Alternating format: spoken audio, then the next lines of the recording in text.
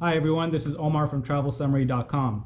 The last few weeks I've been going over the changes to the Chase Sapphire Reserve card, including the increase in the annual fee and the couple of benefits that have been added, and going through all the details of what those changes mean. Whether it's better for you to keep that card or whether you might want to consider something like the American Express Platinum card, and specifically going over what those new benefits are and the caveats that come with them, because they're not as straightforward as they might seem.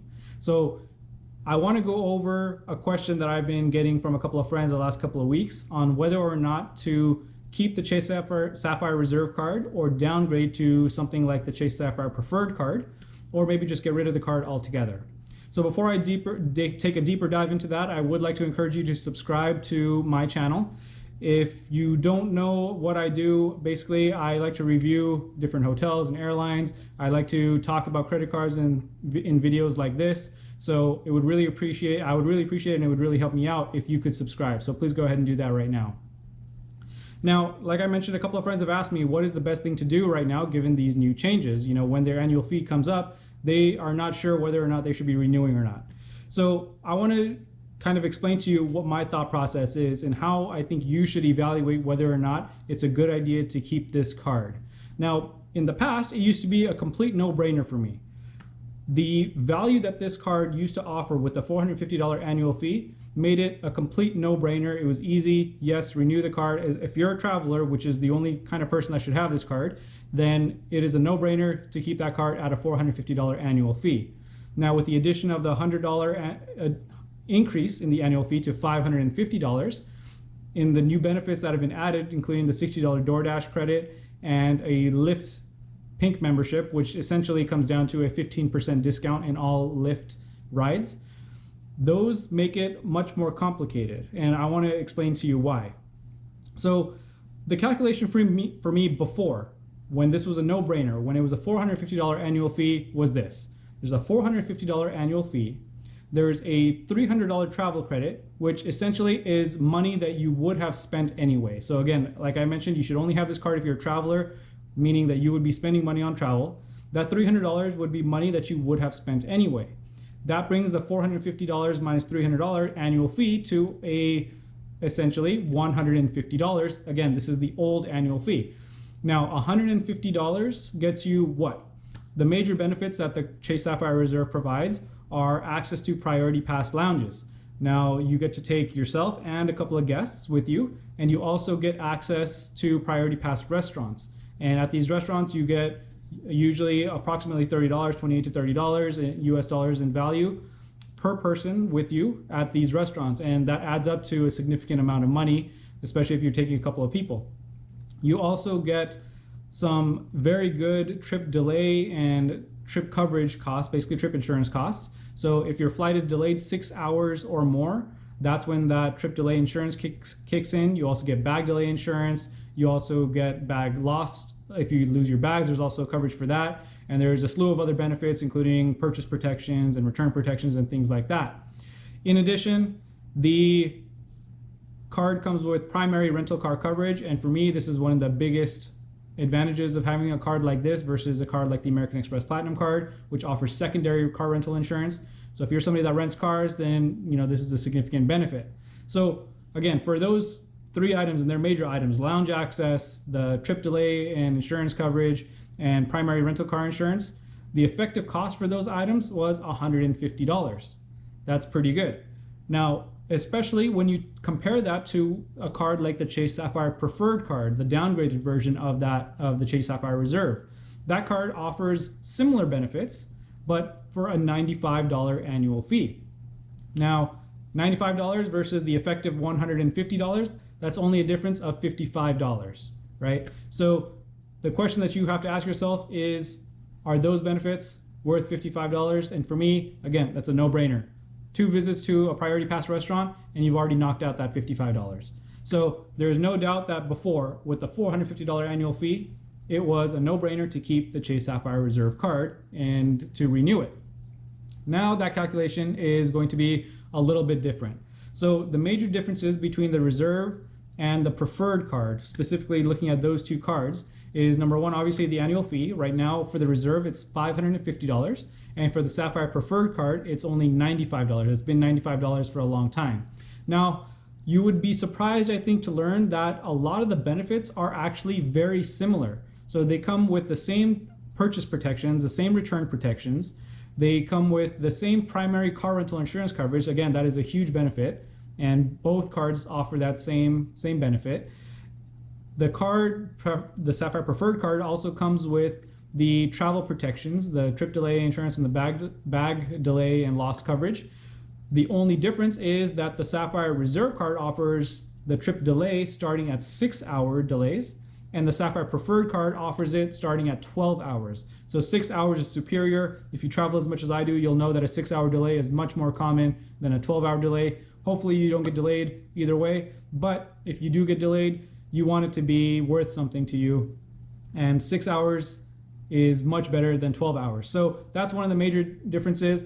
The other major difference is the lounge access. So you do not get any lounge access with the Chase Sapphire Preferred card, and obviously you do with the Reserve.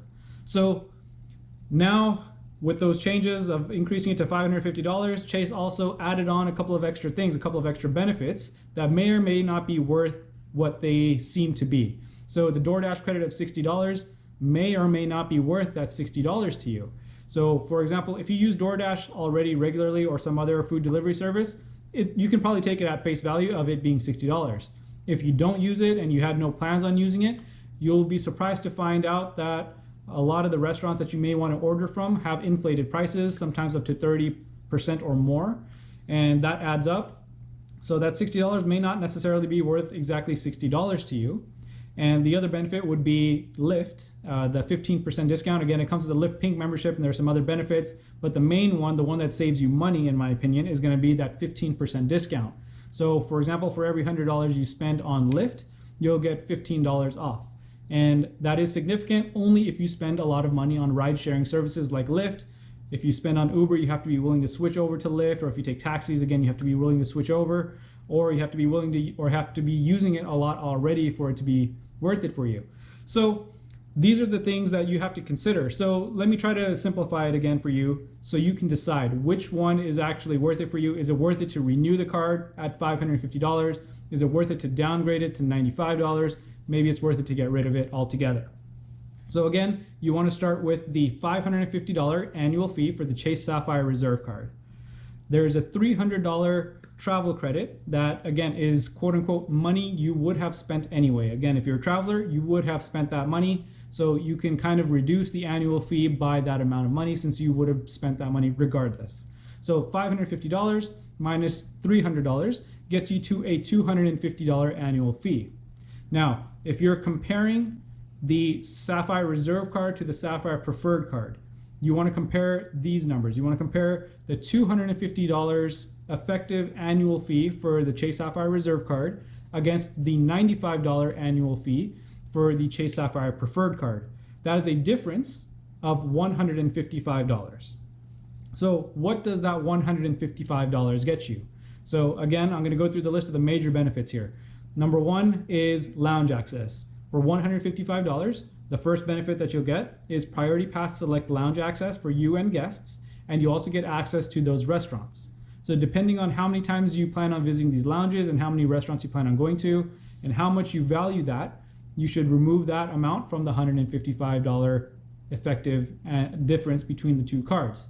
The second major benefit is the trip delay coverage. It starts at 6 hours for the Chase Sapphire Reserve card versus 12 hours for the Chase Sapphire Preferred card. So again, you have to try to put a dollar value on that. How much would you value that extra 6 hours? Not easy to do, but again, it is something to keep in mind as you're calculating the differences. The other item is, or the other items rather, are the new benefits that have been added by Chase to the Sapphire Reserve card. The first one is the DoorDash credit, the $60 credit. It's going to be worth something to you because everybody buys food, so hopefully you can at least make use of it. And again, if you already use DoorDash and you planned on using it regardless, that's probably a straight $60 credit for you. That makes it a lot easier. If you didn't plan on using it before and you find out the prices are inflated and that kind of reduces the value of it to you, you have to decide exactly how much of it is that, how much of that $60 is it actually worth to you. So again, you're at $155 minus the value of the lounges, minus the value of the 6 hour delay versus the 12 hour delay coverage. the value of that $60 DoorDash credit. And the last item is going to be the other benefit that Chase has added is the Lyft Pink membership, that 15% discount for every Lyft ride that you take. So how often do you ride Lyft? Do you spend $100? Do you spend $1,000? How much is that actually going to be worth to you? So again, 15% discount on those rides, and you have to decide how much value it is to you. So again, those are 4 items. So again, I'm going to go over them. Lounge access, priority pass lounges and restaurants, 6-hour delay versus 12-hour delay, $60 DoorDash credit and what value it has to you, whether it's $60 or not, and that 15% Lyft discount. I left out primary rental car coverage because again, both cards actually carry that, which is a surprising thing, but it's the same as the purchase protection and return protections. They're the same on both cards. So how much are those 4 items worth to you? Is it worth $155? If it is, then you want to keep the Chase Sapphire Reserve card because you're going to get more value out of that card, or at least equal value, compared to having the Chase Sapphire Preferred card. If you're a traveler, I would think it's highly unlikely that you think it's worth canceling this card. I do think that there is still some value in this card, and especially again, if you travel a lot, then it kind of depends on the way that you travel and how you spend your money. So for example, me personally, most of the award tickets that I book and travel that I do is award tickets, and most of those award tickets are in business class or first class. That's just how I prefer to use my points and my miles. When I book business class and first class tickets, especially on international flights, I generally get access to lounges anyway. So priority pass to me isn't as significant as it might be to somebody that flies economy, for example, all the time. I know plenty of people that think it's absurd to use their points and their miles for business and first class flights, and so they much prefer to use them for these economy class flights, and they rely on having priority pass membership to be able to access lounges and get hot meals in a relaxed area, free Wi-Fi, all the benefits that come with having lounges. And of course the restaurants are an added benefit for them where they just get free meals outright. So if you're one of those people that likes to fly economy, then those lounges are going to be worth probably a lot more to you than it is to somebody like me, who usually, again, gets access to them anyway. Again, if you're a traveler, 6-hour trip delay coverage versus 12 hours is significant. 6 hours is not quite best in class, but it is one of the best that is offered. So again, it is one of my favorite ones. There was a trip that I had where I was in Australia. Unfortunately, I had booked at the time with the American Express Platinum card.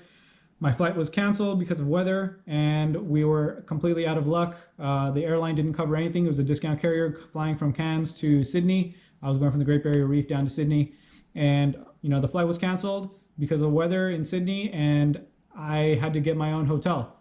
So unfortunately, if I had booked with the Chase Sapphire Reserve card, I would have been covered because the flight was canceled. So obviously more than 6-hour delay. And I would have been covered for up to $500. I could have stayed at one of the nicest hotels in the city. I would have been covered for a very nice meal out, but instead I was stuck footing the bill on my own, all because I booked with the American Express Platinum card. So that's a mistake I'll never make again. And again, a 6-hour delay coverage is much better than 12-hour delay coverage. So that is something you want to keep in mind. DoorDash credit, I have very infrequently used food delivery services. I'm not opposed to it in any way. I'll make use of all $60 both this year and next year while it's valid. I don't quite value it at $60. I would put it at maybe half of that, maybe $30 to $40, something like that. And the Lyft benefit, it to me is a little bit significant, but I don't spend $1,000 on Lyft either. But still, again, I think for travelers, ride sharing, it is something you use. The delay coverage, it is something you want to have. Lounges, better obviously to have than not have, especially if you travel in economy. And the DoorDash credit is kind of like a bonus on top of that. So I think if you're a traveler, if you're a regular traveler, it's probably likely that you're going to find value still in the Chase Sapphire Reserve card versus downgrading to a card like the Chase Sapphire Preferred card. I'm not saying that the Sapphire Preferred card doesn't have its places. It obviously does. If you're the kind of person that takes one trip a year and you like to spend it in business class, then you're already getting the lounge access for that one trip. You still get the coverages that you need. You're probably not as worried about trip delay coverage because you're not booking as many flights. So it definitely has its place. But for a frequent traveler, I think the Chase Sapphire Reserve card is the one that wins. So keep that in mind. And again, for more details, I cover a lot of the extra details in all of these items in my previous videos, and especially in my posts on the blog, where I can go through and kind of reason through all the different details and intricacies of all the different cards and the different benefits. So I recommend you check those out. Guys, if you found this video useful, I would really appreciate it if you would subscribe to my channel, give me a like on the video. It helps both with the YouTube algorithm and helps me know that I'm doing something right. It gives me an idea of what kind of content you guys like to view, and I would like to put out that kind of content more in the future. So give me a like, give me a subscribe. I would love to hear your thoughts also in the comments section on what you are planning on doing. Do you think the Chase Sapphire Reserve card is a card worth keeping? Do you plan on downgrading? Do you plan on getting rid of it completely? Is there another card maybe from a different issuer, an American Express or a Citi or some other bank, that you think is actually more worth it to you? I would love to hear your thoughts. Maybe I can cover some of those items in a future video as well. Until next time, happy travels.